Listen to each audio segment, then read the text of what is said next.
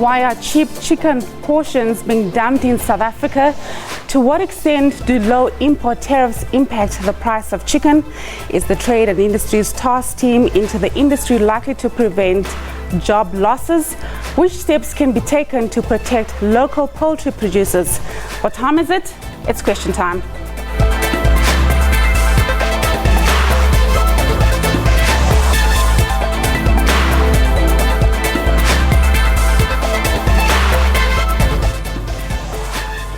Hello and welcome to the show. My name is Rosalia Whitehead, sitting in for Port Sedu.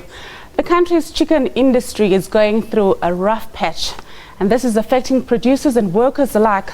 One of the country's largest producers, Rainbow Chicken in KwaZulu-Natal, has announced the sale of its 15 farms. Over 1,000 workers were recently served with retrenchment letters, and other producers are likely to follow. Cheap chicken imports from big overseas competitors are said to be destroying the local poultry industry, with import duties remaining a bone of contention. Meanwhile, the Department of Trade and Industry has set up a committee to deal with the challenges facing local producers in a bid to save the industry from a possible collapse. We are live, therefore you can call us and air your views on the following numbers: 089 110 4210, or tweet us your comments. Our Twitter handle is @QuestionTime24. Our guests are Mr. Kevin Lovell, CEO at the South African Poultry Association, and Mr. Katishi Masimula, General Secretary at the Food and Allied Workers Union, or FAO.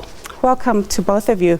Thank you. Thank you. Mr. Lovell, let me start off with you. I mean, the African Growth and Opportunity Act, and what we now know as AGOA, has improved industries such as the automotive industry and has created jobs. Why is it for the chicken industry it hasn't been able to do that? Well, the great thing about AGOA for South Africa was that, unlike our other trade deals, what we exported and what we imported were more or less balanced. And the US is also in many ways a new market for South Africa, or for many sub-Saharan African countries who tend to trade with their old colonial the masters. So what we were doing in the chicken industry was trying to help make sure that AGOA was renewed. AGOA has never been good for the chicken industry. We didn't get access to the US in the last round, but the automotive industry had access, and we've made lots of money as a country for doing that. So the US industry doesn't like imports. It's not, they actually prefer their exports than they do imports. So I don't think chicken's ever really going to be a US option. We'd like to try if the US wasn't so difficult, but mostly it's about other parts of our economy in AGOA. So we just we were in the sightlines of the US industry. Here's a chance to get some access, which they got. Do you think we were forced into this agreement? AGOA is not an agreement, it's a concession. Concession, yes. It's a gift. So they were the blesser and we the blessee, and generally in that power dynamic, there's not too much negotiating, and that's what South Africa is, and that's what the chicken industry was. Okay, Mr. Masimala, in your view, why was our chicken industry not that successful?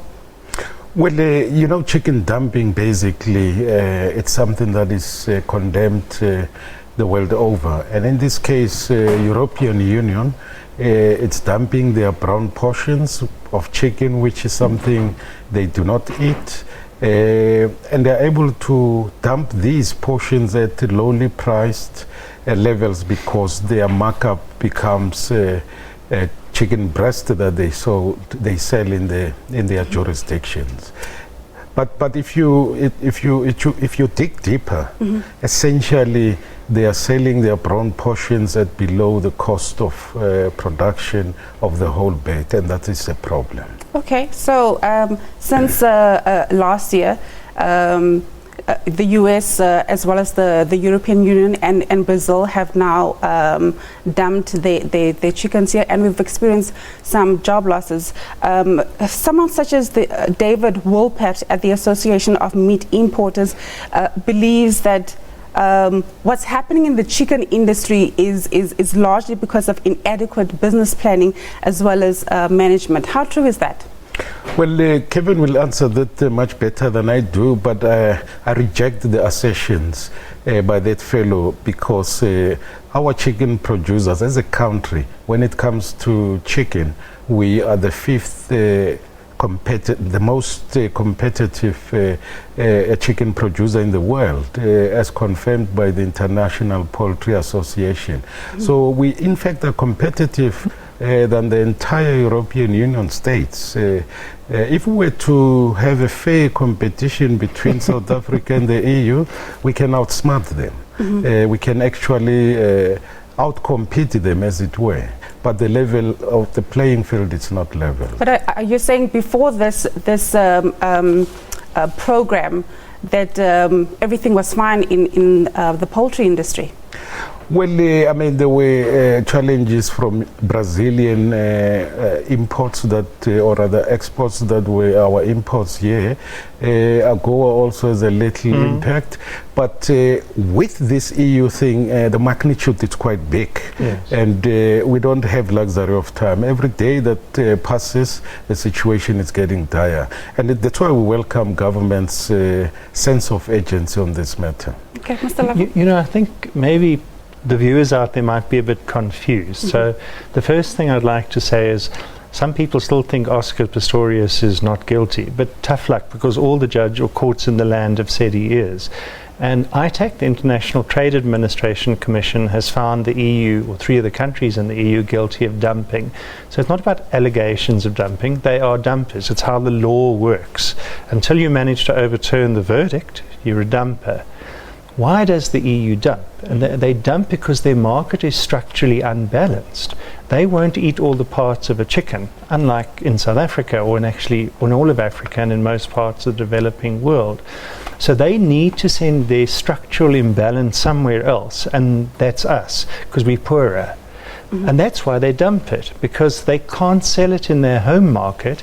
So they've got this big mountain, and you know, this is an edible mountain, so if you don't eat it, it's going to rot and fall in the ground. So they have to offload it. If it wasn't their waste, why would they sell it for less than the cost of production? And as Katishi says, we can produce a whole chicken, slaughtered whole chicken, for less than any of the EU countries that are surveyed. Meaning that logic says, I know it's like going to evening time, but logic says, well, how can you export if it costs you more to make something than the other side? Well, you're dumping. So it's not there's no business in South Africa or anywhere in the world that can't get better. But our businesses are not bad. Our businesses have issues, and we'll fight sometimes as well, you know, sort of labor and industry. That's just how it is. But we can also work together when we find common cause. And there are lots of things we have to get better at, but that's not the cause of our problems. The cause of our problems is that the rest of the world doesn't want to eat enough of the other parts of the chicken, the developed world. So what we import, about 97% of what we import, it doesn't all look like chicken, is stuff that people in the country of manufacture don't want to eat. All right. We've got Tuli on the line. Hi, Tuli. Please go ahead with your question. Hello, dear. Actually, it's not a question, it's a concern. Okay. My name is Tuli. I'm calling from Pretoria. Yeah, my son did animal production some years ago.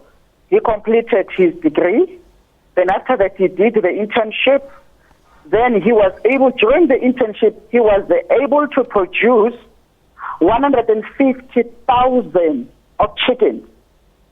So because of now the industry is inaccessible, it becomes so difficult, you know, for South Africans to make sure that this industry is taken care of with the people who have quality, you know, knowledge, you know, having understanding of how to produce the animals so that our South Africa can be well fed. So I think it needs to be taken into consideration. I think that children, they go to school, but after that, there isn't, you know, any door that is open for them. You know, I'm listening to you with a CEO of you know, South African poultry. Yes. You know, there are many children who are sitting down there, you know, doing nothing. Can you imagine taking a child to school, paying so much money, and the industry is not accessible? Accessible, I mean to say. So I think something has to be done. All right, thank you so much, Tuli, Mr. Lovell. Well, I think one of the most interesting things for people to consider is roughly a quarter of everything that's consumed, what's chicken or looks like a chicken product. If we didn't import anything, we'd create about 50,000 direct and indirect jobs.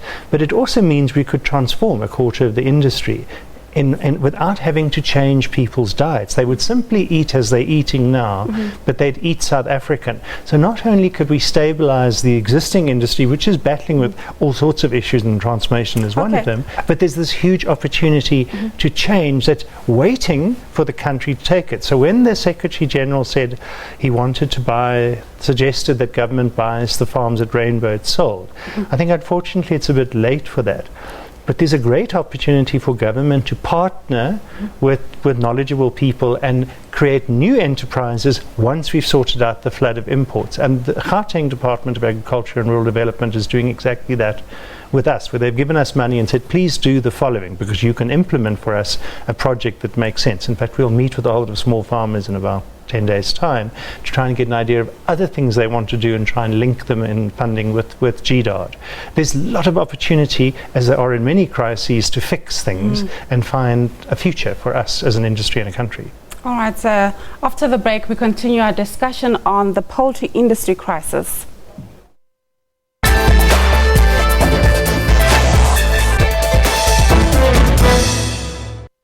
Look, we need to talk.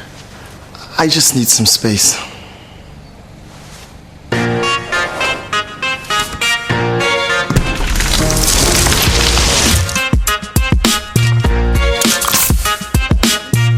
Claim your extra cold space with the new 500ml fridge pack.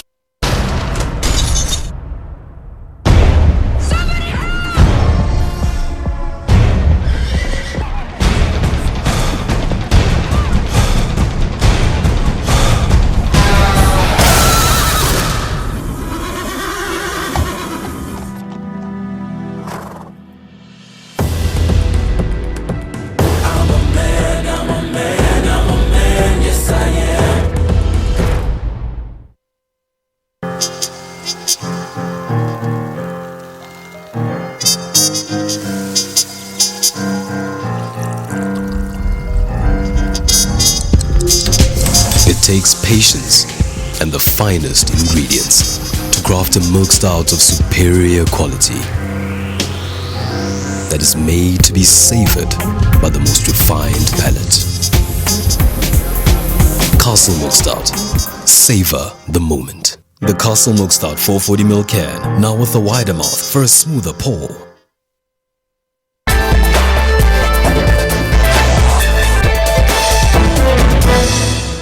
Welcome back. You are still watching Question Time.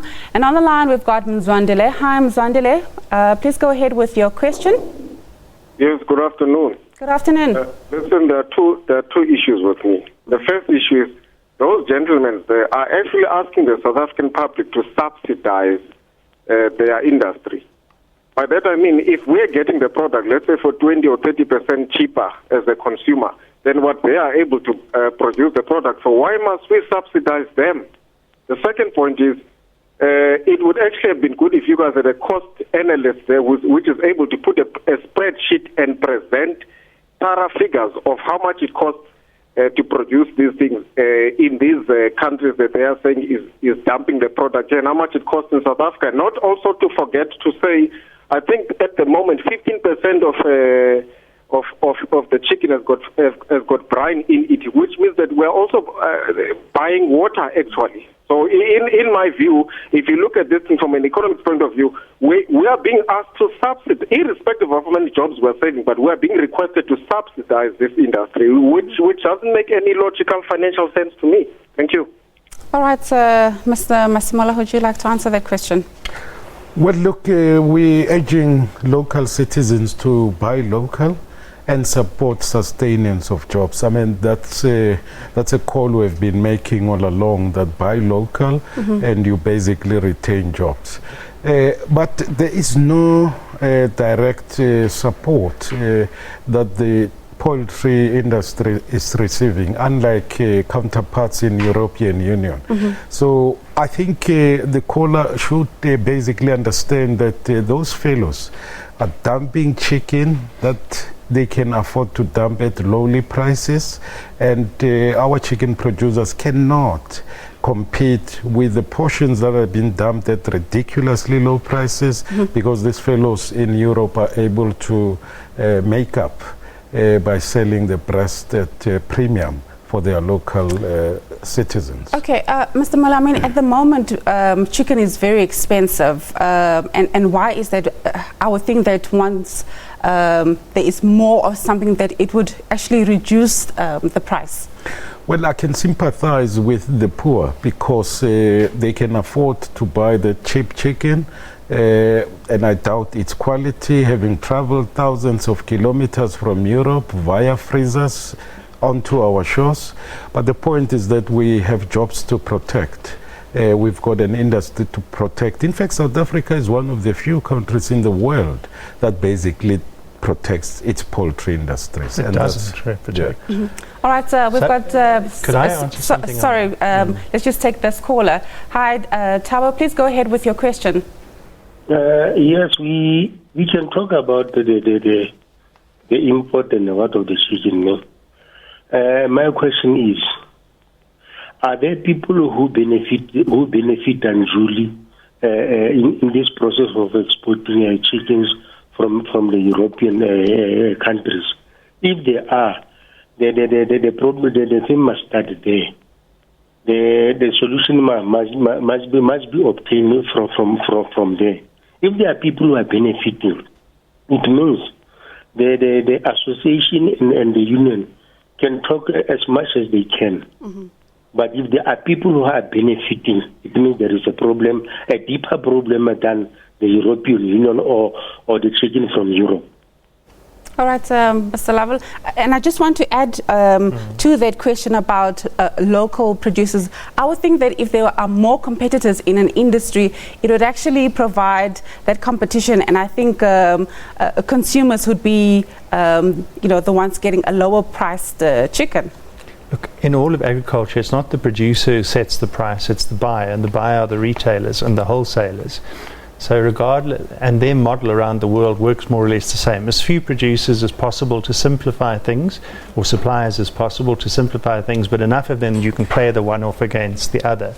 So I don't think consumers have to worry about the fact that poultry prices will be forced up unnecessarily, because the retailers will make sure it doesn't happen, because they don't want to lose their market share. In fact, poultry meat's the single biggest part of South African food retail.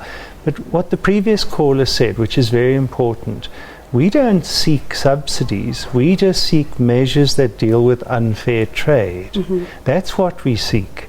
So we want to actually say that most jobs in poultry are created in processing, where most of the workers that would be affiliated to farm would be, then actually in grain farming, then poultry farming, and the least in sales and distribution. So the employment creating opportunity for South Africa is actually in doing it locally.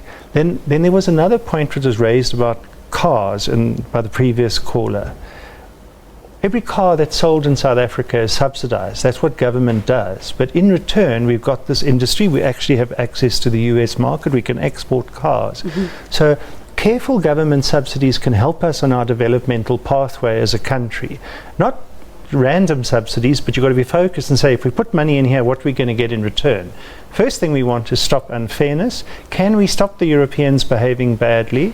No, but can we put in measures that counter their bad behavior? Look, they're the only people who can stop behaving badly. They've got to wake up one morning and say, actually, we want to be honest and ethical and not be dishonest and dishonorable, which is what they're doing now. That's their choice. All right, so we've got another call on the line. Hi, Timber. Please go ahead with your question. Yes, ma'am. Thank you very much for taking my call. The gentleman in red there says that we must buy local. Yes. Local. How can I, as a Christian, buy local chickens from Rainbow when all their chickens are halal? They are forcing halal down our throats. I have no choice as a Christian to get chickens from Rainbow which are not halal. All right, thank you so much, Mr.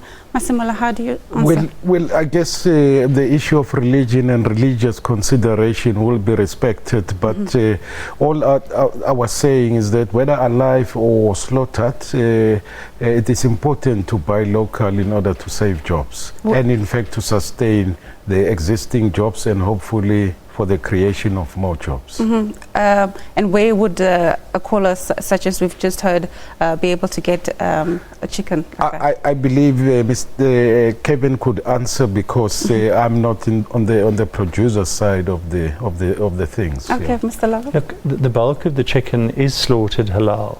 What perhaps many listeners or viewers wouldn't know is that for it to be halal, as long you could be a practicing Jew, a practicing Christian, or actually a practicing Muslim, as long as you recite the required prayer, you can slaughter the bird. Now, having the halal slaughtering in there helps us from a welfare point of view because it's a form of welfare monitoring of those birds. But there are some abattoirs which do not slaughter halal and just slaughter according to the government department's health and agriculture's regulations. And it's mostly fresh chicken, and so the caller can probably seek out one of those smaller abattoirs. If there were enough people who specifically said they objected to the halal mark, then there would be a speciality brand line. But most South Africans are more than comfortable with it because it's an additional, even if very few South Africans are Muslim, but most South Africans accept the halal slaughtering. All right, so we've got another call on the line. Hi, Keith, please go ahead with your question. Good afternoon, ma'am. Good afternoon. Love your program. Thank you so much. Ma'am, I have bought some strange names of chicken from the Spar and Checkers and what have you. And in bulk, like quite large packets. And I bring it home here and I divide it up into smaller packets and freeze it. And then when it comes to cook it and I defrost it, it's got this funny odor to it. How many times, if the gentleman sitting opposite you there imported chicken, how many times can it be defrosted and refrozen to make it consumable without making one sick? All right, thank you so much, Keith, for your question. Mr. Lovell? Well, a general principle is not about local or imported. Once it's thawed, don't refreeze unless you've cooked it, and then you can freeze it.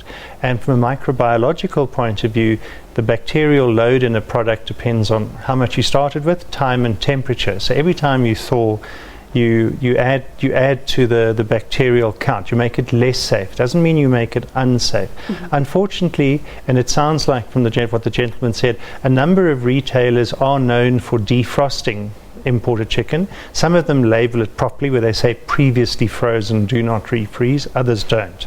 I suggest that anybody buying such chicken from the delicatessen butchery type counter says, where's this from? Not for their own health point of view to know that it has been thawed, and also from a South African point of view saying, well, don't buy it if it's foreign. Remember, we wouldn't have this problem if retailers didn't buy the stuff and consumers didn't buy the stuff, because then there wouldn't be a market. The market exists because consumers buy it. All right, Mr. Masemola, I mean, there has been some sort of steps taken to protect the industry, and one such thing is the Trade and Industries task team.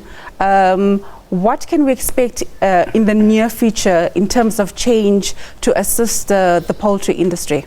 Well, firstly, we welcome government's sense of urgency in setting up the task team, which involves the industry players, ourselves as a union, and relevant government departments. One of the immediate things the task team could do is to look at exploring the trade remedies, be it tariffs, be it anti-dumping duties or safeguard measures, to immediately block the entrance of these cheap products into South Africa. That will come handy. Oh, I'm afraid time's up, and I so wish we could continue with more of the issues. Thank you so much to my guests, and thank you to you at home for watching.